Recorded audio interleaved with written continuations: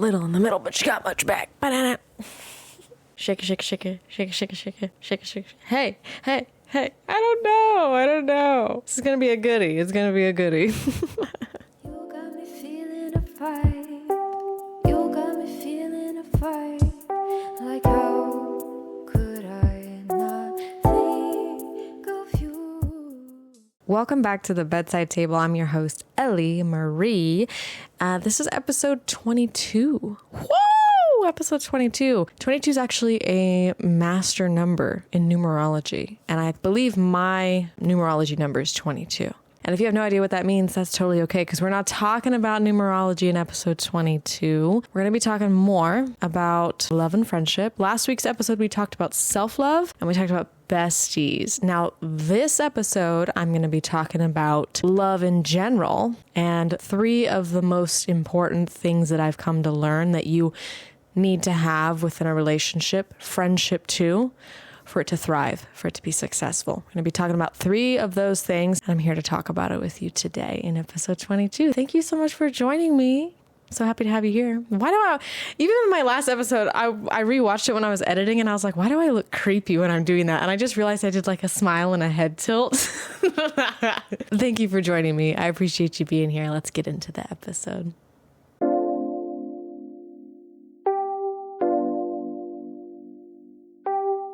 The 3 things I've learned to be the most valuable for a thriving relationship, friendships too. Number 1, this counts as 1, trust and vulnerability. Number 2, genuine compassion. And number 3, reciprocity. There must be reciprocity. And reciprocity goes into what we're going to be talking about further on in this episode too, which is a one-sided friendship and how to navigate that, how to let go. But first we're going to talk about these 3 things. I wrote these 3 things down.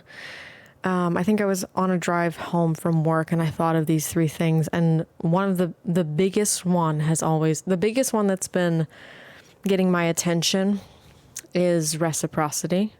But let's go through these. So trust and vulnerability.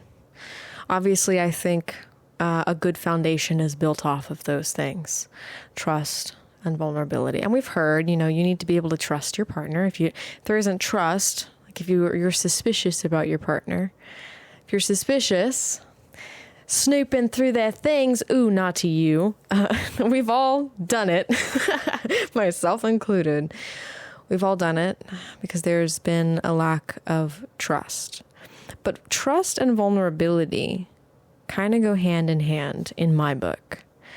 Because without vulnerability, you can't cultivate trust, right?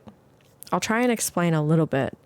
If you don't feel safe or you don't feel okay going to the person that you're with, or we can even talk about this in terms of friendships too. So this doesn't just have to apply to a romantic relationship. This can apply to friendships too.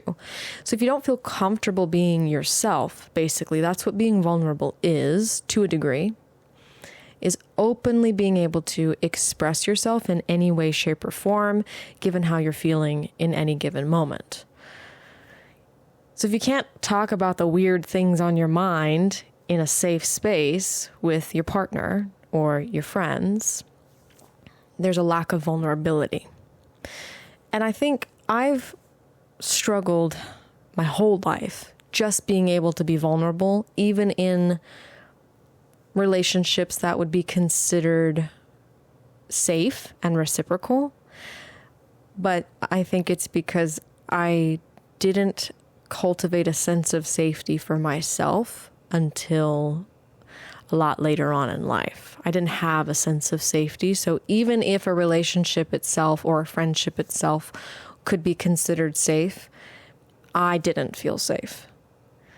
I didn't feel safe to be myself in any circumstance, whether it was safe or not, whether it was a good relationship, a good friendship or not. So cultivating a sense of safety for yourself and learning how to be vulnerable with yourself is kind of that first crucial step in being able to bring that into a relationship and your friendships too.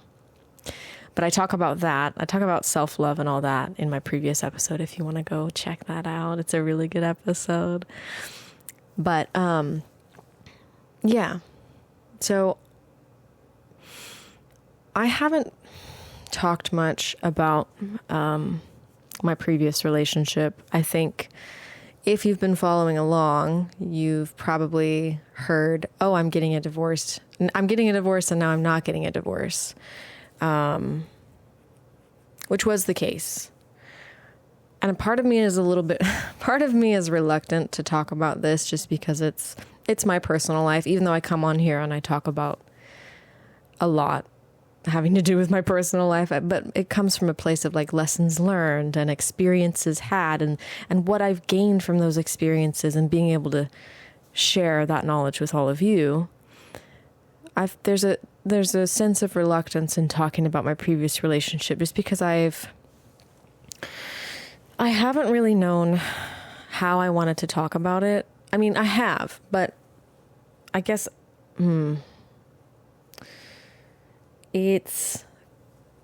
it was a very complicated situation for me. And now that I'm away from it, I've gained a lot of clarity about it. And I think it's kind of fitting if this episode is going to be about vulnerability, or at least if this episode is going to start with us talking about trust and vulnerability within a relationship or a friendship or a bond in general. I think it's fair that I talk about it from a place of where I came from within my previous relationship. And bear with me. I know I'm kind of like beating around the bush a little because this is really my first time openly and publicly. I've talked about it with friends and stuff, but on a public platform talking about what I've experienced with my marriage and how that relationship was and how it's shaped me. So bear with me. I might get a little scrambled here, but I'm not going to go into like detail about a whole lot of stuff. But in terms of vulnerability, I have some things that I can share. So just to give context before we go into this, I was married for 6 years and I filed for divorce. And then we decided we wanted to try again. And that didn't work. So here we are. Just to be completely upfront and transparent, we've been separated for 9 months and, still currently in the middle of my divorce. But we've been separated for 9 months now, which is a crazy, crazy thing. But I wanted to give some context. So I was married for 6 years and now I'm not. And when it comes to vulnerability, it is such an important aspect. And I've learned that vulnerability is so important because of how I've learned to be vulnerable with myself and how I've learned to bring a sense of vulnerability into my inner world and into my environment too. And in what I do, like this podcast is me bringing vulnerability into my world. I'm sharing inner parts of myself with whoever resonates with it and whoever finds me, whoever wants to listen. That's me being vulnerable. And that cultivates a sense of vulnerability in my reality. And I love that so much because vulnerability was so hard for me, but creating a sense of safety for myself and learning how to love myself and finding relationships that fulfill me and having experiences that fulfill me, learning how to trust myself, learning how to trust the process, the universe, trusting what's coming my way, trusting what's leaving. I've really been able to step into a place where I finally, for one of the first times in my life, feel comfortable openly expressing myself. I feel comfortable being vulnerable. So when it comes to, I know I went off track a little bit. When it comes to love and relationships, vulnerability trust and vulnerability go hand in hand. That's why I put them together as at number one, because I don't think you can have one without the other. If you trust your partner, it means, to me at least, if you trust them, it's more about like, it's more than just, oh, my partner's not going to leave me. My partner's not going to be unfaithful. That is a part of trust. But when I'm talking about trust and vulnerability, it's like, I trust you to hold whatever I give you and to hold it with compassion and non-judgment, to make a space for me that feels welcoming, that feels warm, that feels comforting, that feels safe with whatever I bring to this space. I think that's trust. Being able to trust your partner, at least, again, trust is about, not needing to be suspicious about them, believing that they're going to stay, believing that they're not going to cheat on you. That is a part of trust. But I think a bigger component of trust is being able to provide and create a space for you and your partner that allows you both to be yourselves, whatever self is showing up that day. Because in relationships, things fluctuate. It's difficult. It gets chaotic. We're not always showing up as our best selves, and that shouldn't be an expectation. Or at least in terms of, we shouldn't expect ourselves or our partners to always be on top of things, because it's just impossible. It's unrealistic to think that you or your partner are always going to be okay. So trust is about building that space where you can be okay and where you can be not okay, where you can talk about the casual, quote unquote, normal things about life, and where you can explore the deeper, more magical and maybe weird and strange things that you have going on in your minds. It's just, trust is about sharing that space with one another, a space of non-judgment, a space where you don't have to feel guilty. You don't have to feel guilty for who you are and what you're thinking about and what you're feeling. And you can trust that your partner is going to accept you. It's funny because as I'm talking about this, I talked about, like self-acceptance in my last episode.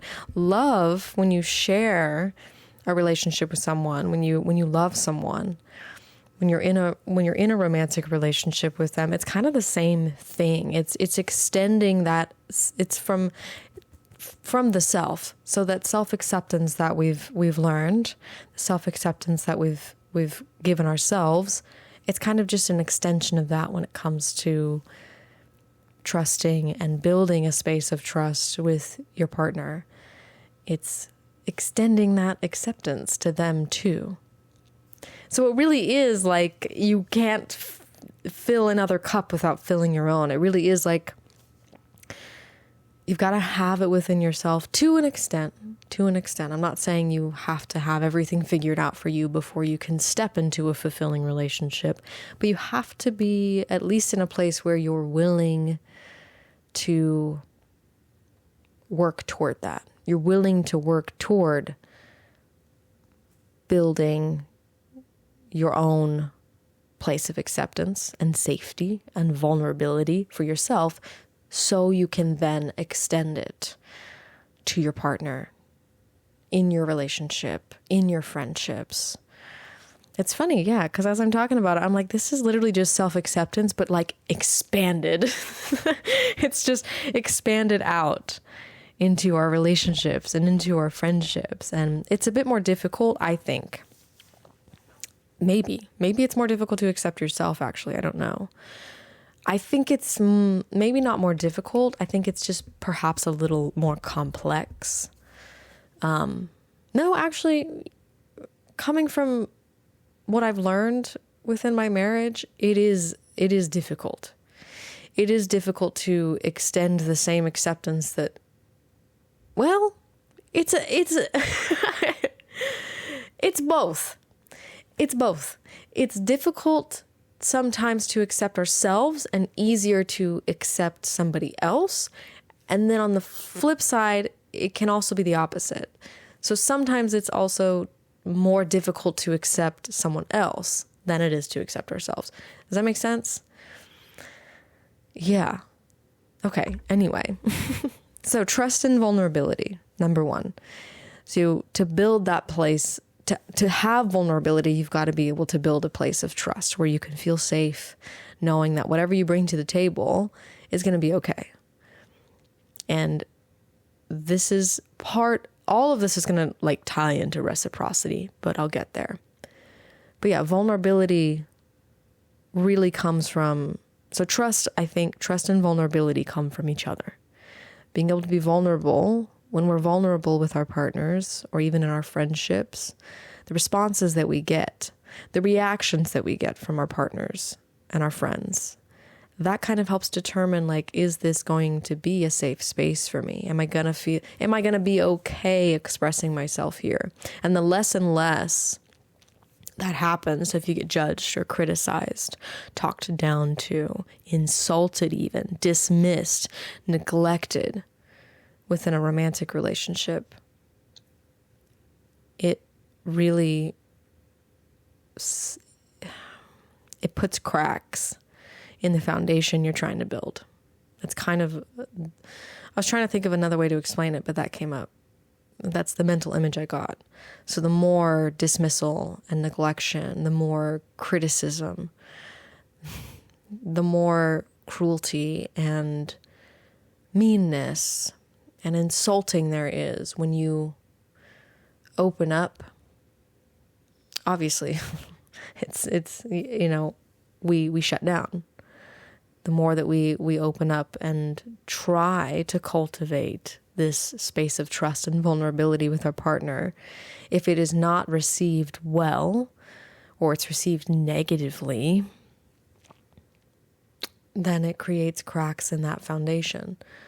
Because I think trust and vulnerability is going to be your foundation. If you can't cultivate trust and vulnerability, if you can't create that space with one another within your relationship, it's going to be really difficult to do.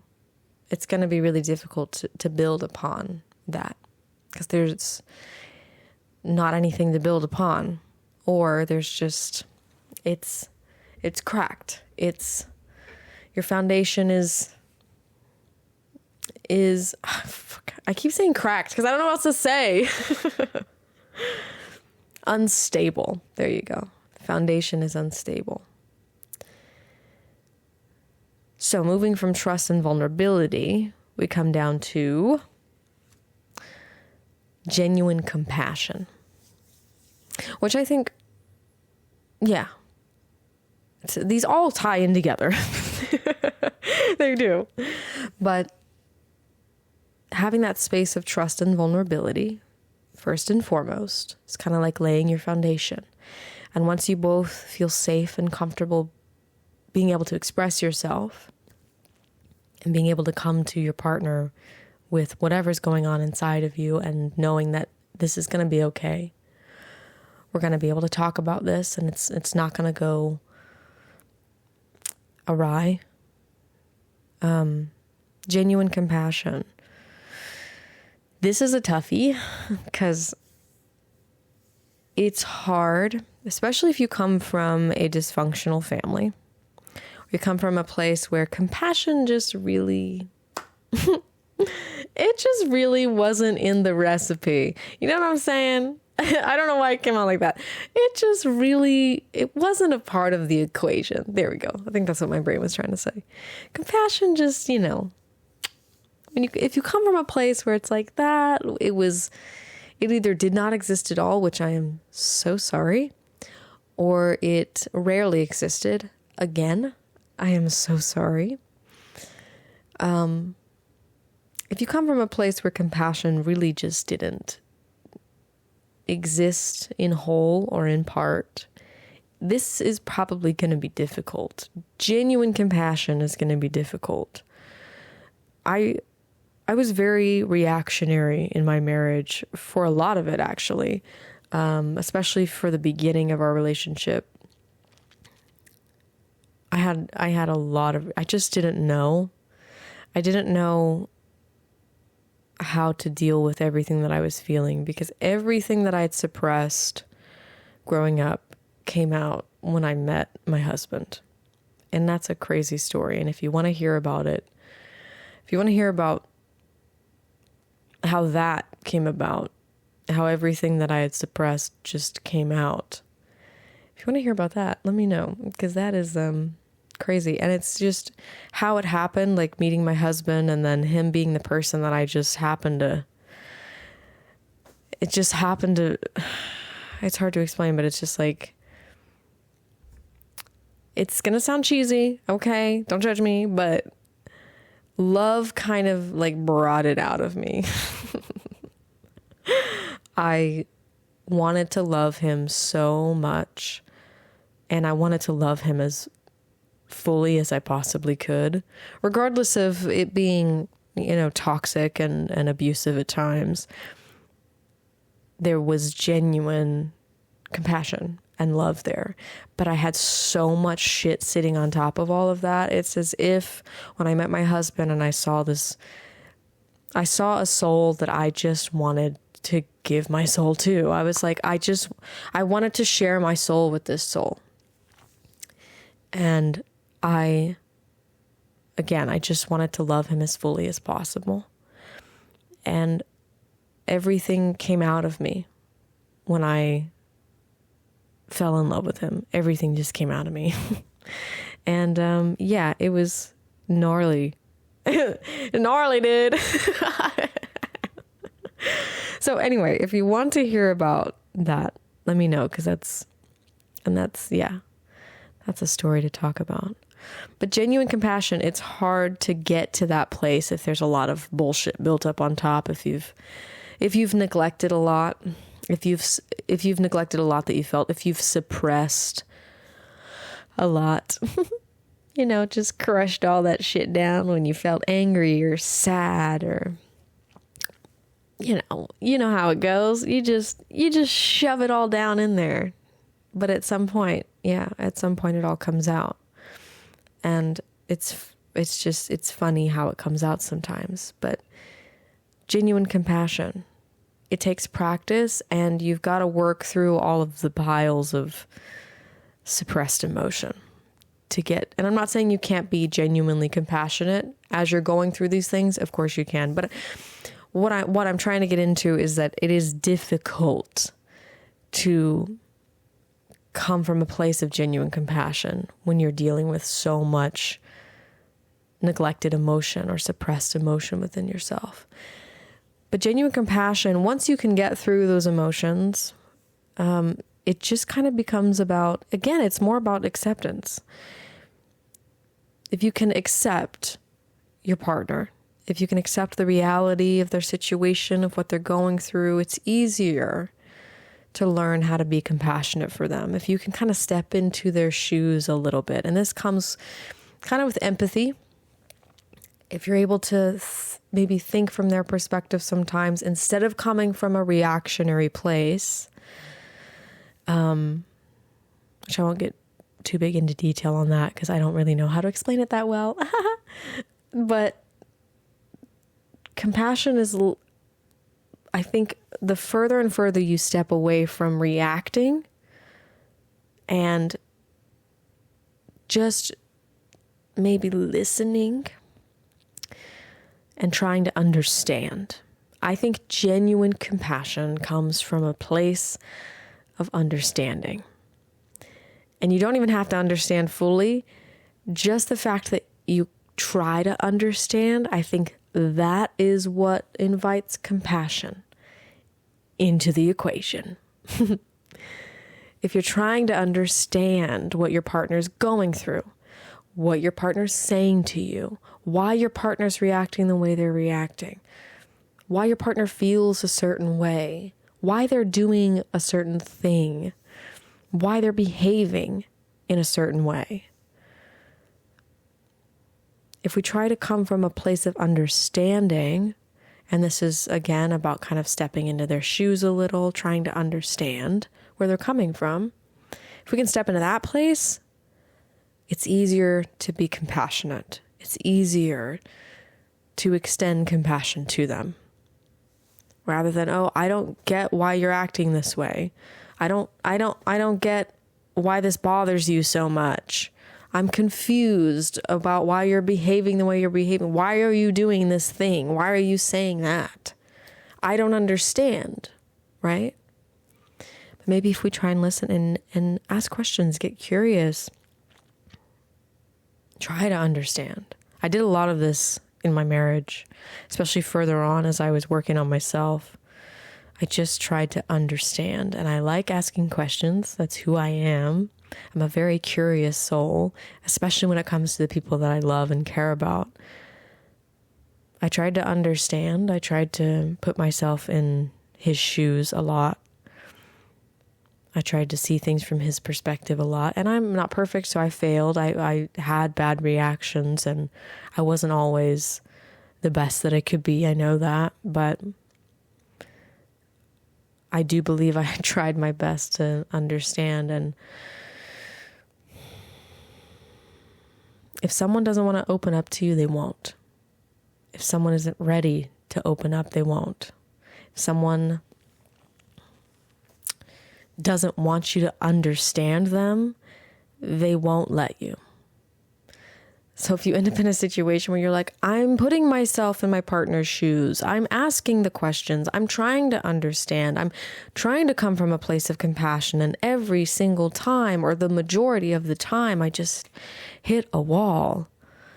They won't let me in. They won't let me understand. They won't answer my questions. They're reactionary. It's a really difficult place to be in when you feel like you're doing what you can to try and understand your partner, and they keep you out, or they push you away, or even worse, they're not nice to you when you try to understand. They neglect you, or dismiss you, or insult you, or belittle you, or abuse you when you try to understand.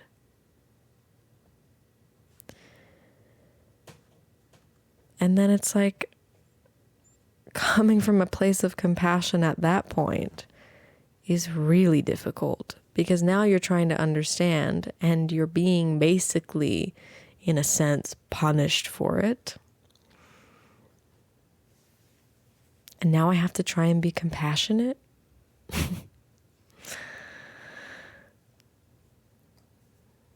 I'll be talking more about toxic relationships in future episodes.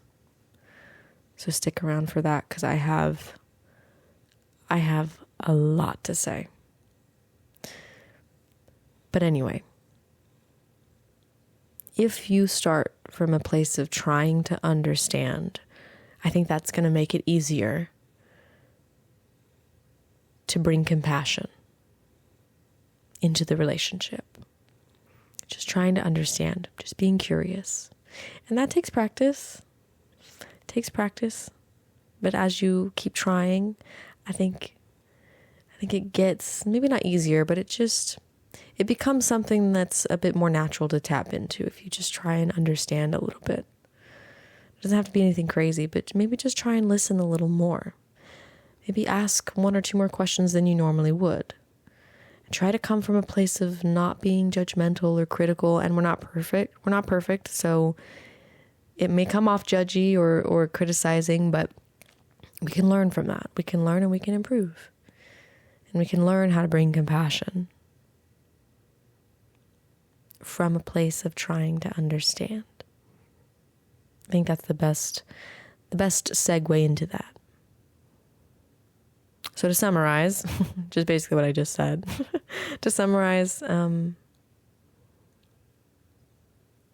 to access genuine compassion, try to understand where your partner's coming from, where your friend is coming from.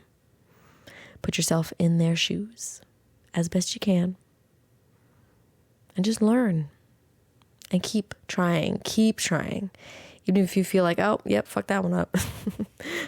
Messed that one up. Tried to understand and whoa, I don't get it. And I had a reaction and I said something mean or something like that. Try again. All right. Last but not least. Oh, there's a little kitty that just freaking flew by. My cat didn't freak out because she didn't see it. So fast. Fast as lightning. That was a cute little kitty. It was orange and white. Aww.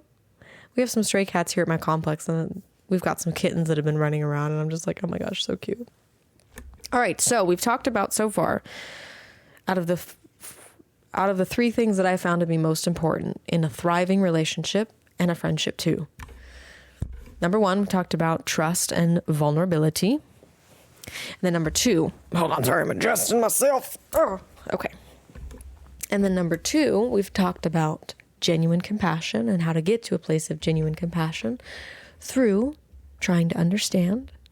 And now we're going to get to what I think in a relationship, in a friendship, whatever kind of bond it is, familial. Is that family? Is familial family or is it like familiar? Because I don't know. I say familial thinking it's family and I'm like, does that mean familiar or family? Anyway, the third and the most important one that ties everything all together, in my opinion, is reciprocity. Reciprocity, baby. And you're going to be able to know very early on in a relationship and a friendship and a bond, whatever it is, you're going to be able to know very early on if things are reciprocal. Oh, honey. Don't get me started. But we're going to get started. We're going to keep going, actually. We've already started. We're, 30 minutes in. Reciprocity. And if I've learned one thing from my marriage, I've learned a whole shit ton from my marriage. But one of the most important things I've learned is if there is not reciprocity, these other things, trust and vulnerability, genuine compassion, a thriving relationship, cannot and will not exist. Reciprocity, baby. What's the importance of reciprocity? And what do I even mean? What do I mean by reciprocity? Well, it means when I give, you give. But it's not as simple as that. Because when we think about give, it's give and take, right? I give, you take. And then you give and I take. So if we think about it in simple terms like that. So if I'm nice to my partner, well, you're nice to me, right? If I'm trying to understand my partner, well, ideally they would be trying to understand me as well, right? And it's going to look different because people do these things in different ways. So maybe I'm nice to you in the way like I do things for you. So like love languages come into play here. Maybe I do acts of service. Maybe I clean up after you, or I cook you meals, or maybe I buy you presents, or maybe I say nice things to you and I compliment you. It's like literally the love languages can be brought in here. So it's like maybe I do things for you and I give to you in my own way. I give love and I show love to you in my own way. And then it's not an expectation, but it's, how do I put this? It's just kind of like, I don't know how to put it other than saying it's expected. But it's not an expectation in the sense of like, I expect my partner to be a certain way. It's not like I'm idealizing here. We're stepping away from idealizing when I'm talking about expectations here. Oh gosh, I'm getting all jumbled up. I may give in a way that is different than my partner gives, but it doesn't mean that they aren't giving. It doesn't mean that I'm not giving. Being able to recognize and receive how my partner is giving to me is, I think, one component of reciprocity. Being able to acknowledge and appreciate what my partner is doing for me is a very important component of reciprocity. So if you just so expectations come into play here. If you just kind of expect your partner to be a certain way, if you expect them to say nice things to you, if you expect them to do nice things for you without any kind of acknowledgement or appreciation for that, well, that's kind of like you're taking and you're taking and you're taking and you're taking, because acknowledgement and appreciation for what your partner is doing for you, like I'm saying, you sit them down even like every day, not necessarily sit them down, but if they're doing things for you, if you're able to be aware and recognize, oh, this thing that they did for me made me feel really nice. This thing that they said to me really helped me. Express that to them, because that's part of reciprocity. Because when I say like it's a give and take, it's like when your partner gives, being able to recognize that, be aware of it, receive it, and then acknowledge and thank them for it, that's kind of giving back in your own way. Without that, that starts this cycle of taking and taking and taking. So I hope this is making sense. But if what you're doing, and it's not as if like literally you need a gold star every damn time. It's not like that. You don't need a cookie every time you do something nice for your partner. Although, I'll take a cookie. I like cookies. Okay. Croissants. I'll take a croissant. But like, I'll take a hug, my dude. I'll take a hug. A kiss. Thank you so much for that. Thank you for doing that for me. I appreciate you so much for everything that you do. This is how you've helped me. Like, I have a friend. She's my bestie. And I've given it away. No, I haven't. But I have a bestie. And she was in the situation. I won't go into too much detail. But the way this person acknowledged all that she was doing for her was by saying, like, you're awesome. You're amazing. And it's like, okay, this is a prime example of like, okay, but how so? Can you acknowledge what I've done for you rather than just being like, you're awesome, you're amazing? Okay. That's a start, but like, how? How am I awesome and amazing to you? Like, I want to know when I'm doing things for the person that I'm with, it's like, that acknowledgement and that appreciation for what I'm doing, that is so fulfilling.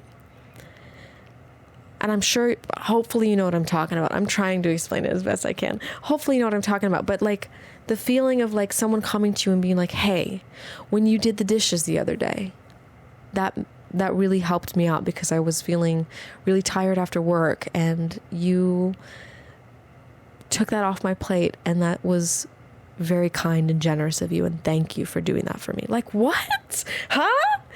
Yes. I need that. Like, that's part of reciprocity.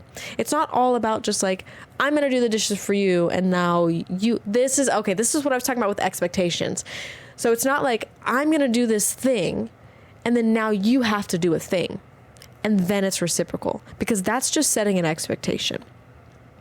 Reciprocity is more about, when I do this thing, I feel acknowledged and appreciated because you've let me know that you acknowledge what I'm doing for you. You acknowledge what I'm doing, how I'm trying to help you. You acknowledge what I'm giving to you. Because it's not like a physical gift. Sometimes it can be, but it's like you acknowledge the energy I'm giving to you, the love I'm giving to you, the care I'm giving to you. And you acknowledge how I'm giving it to you. So, like doing the dishes. It's really an act of love, my dude. Is it not? Like, I'm not washing my partner's dishes because I want to. I'm doing it because I care. I'm not picking up after you because I want to. I'm doing it because I care. Because I love you. I'm not, doing everything that you like to do necessarily because I want to. Maybe sometimes I do want to, but like, obviously I'd probably want to do my own thing, but I'm doing this thing that you enjoy with you because I love you. And if that's not acknowledged and appreciated enough, then this is where you get into the cycle of someone taking from you and taking and taking, and then it's not reciprocal.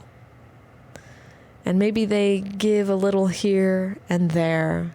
That's not reciprocal either, honey. I need you to hear me. If they do something here and there. Oh, yes, they did that thing. And you acknowledge it and you appreciate it. And then you're giving and you're giving and you're giving and you're giving. And then, oh, here they go again doing this one little thing. And then you acknowledge and appreciate it. And they're barely acknowledging or appreciating you. Maybe they're not acknowledging or appreciating what you're doing at all. Because maybe they're not even thinking about it. Because maybe it's just, just what they expect of you.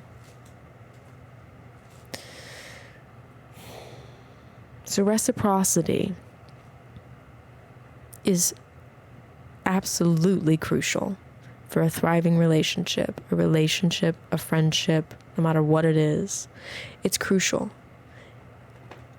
And if you're not being acknowledged or appreciated for what you're giving into a relationship, that's the first kind of sign that things are not reciprocal. And this doesn't mean there isn't a fix for it. This doesn't mean that you can't talk about it.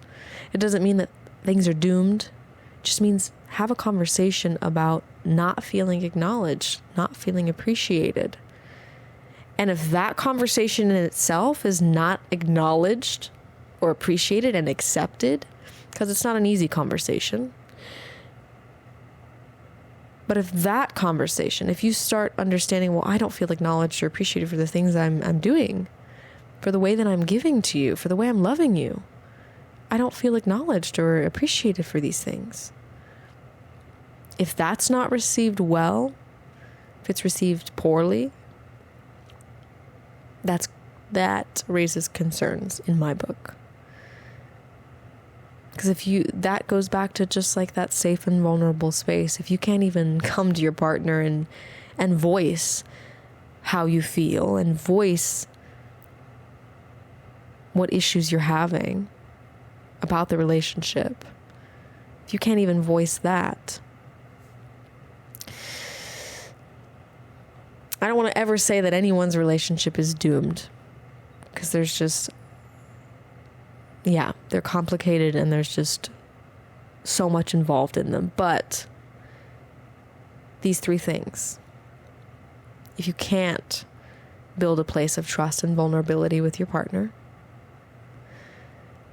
if both of you can't come from a place of understanding, or at least trying to understand and bring genuine compassion into the equation, into the relationship or the friendship, and if there's not reciprocity, if you're not being acknowledged, at the very least acknowledged, and then appreciated, and you don't feel as if you're getting anything back for what you're doing. And again, this isn't about expectations.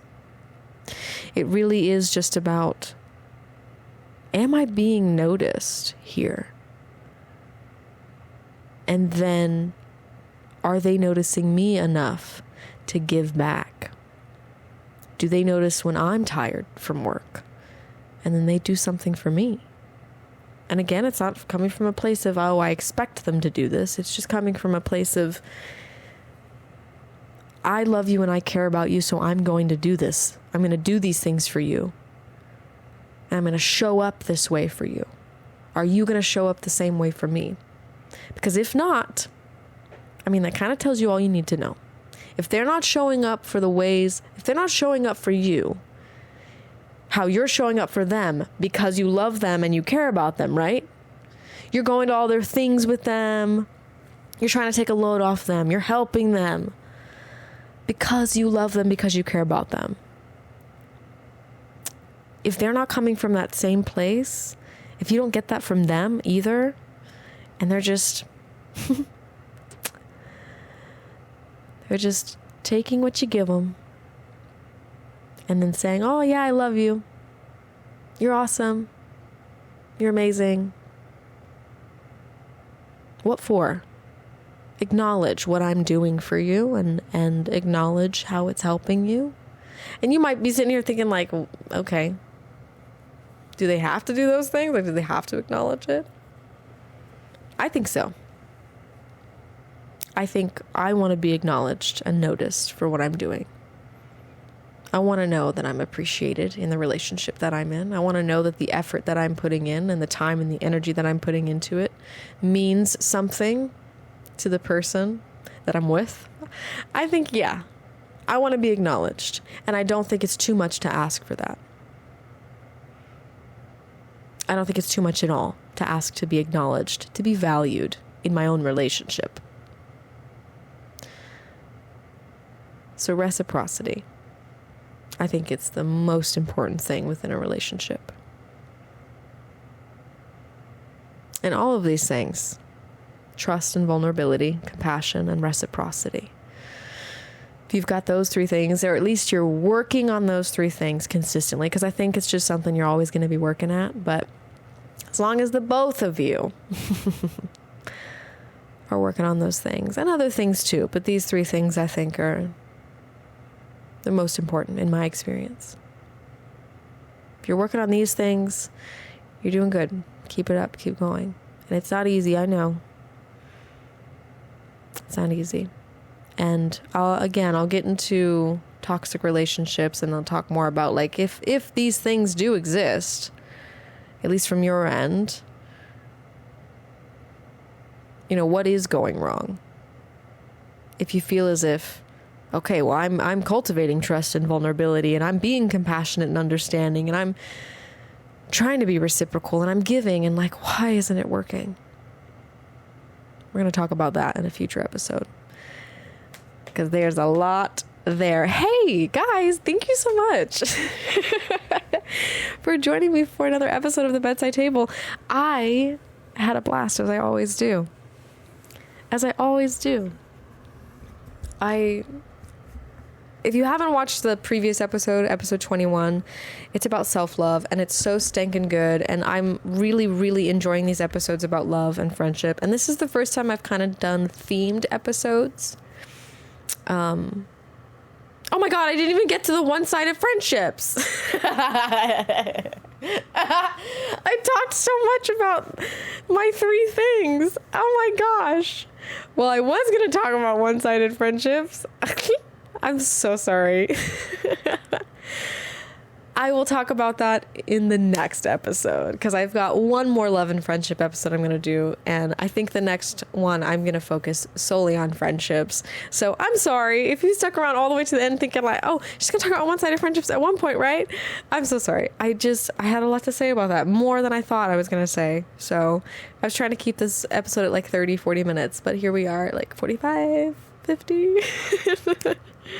Thank you so much for sticking around. And again, yes, if you haven't watched the previous episode, it's about self-love and besties, and it's a really good episode. I encourage you to listen to it, especially if you're coming like, you know, struggling a little bit with like learning how to love and accept yourself. That episode is really stinking good. So, and I hope you enjoyed this episode too. I did not mean to completely skip out on one-sided friendships, because it's, I really want to talk about that, but I'll talk about that in the next one, okay? But yeah, thank you so much. Thank you so much for being here. I appreciate each and every one of you. I've been getting some comments. I got some comments on my last episode, and oh my God, it just filled my heart with joy to see that people are resonating and feeling seen and validated. And I'm like, yes, like this is kind of the purpose.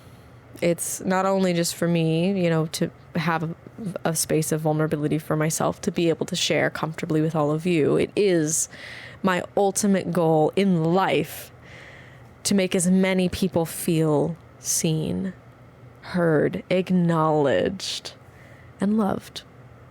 I just want people to know they're loved. That's like, it's like my soul mission is just, yeah. I want everyone to be seen, heard, and acknowledged, and accepted, and understood, and loved for who they are. And I want to help bring that into the world. So those comments on my last episode, yeah, filled my heart. Okay. Anyway, thank you so much for being here for another episode of Bedside Table again. I'm your host, Ellie Marie, and I'll see you next week. Good night.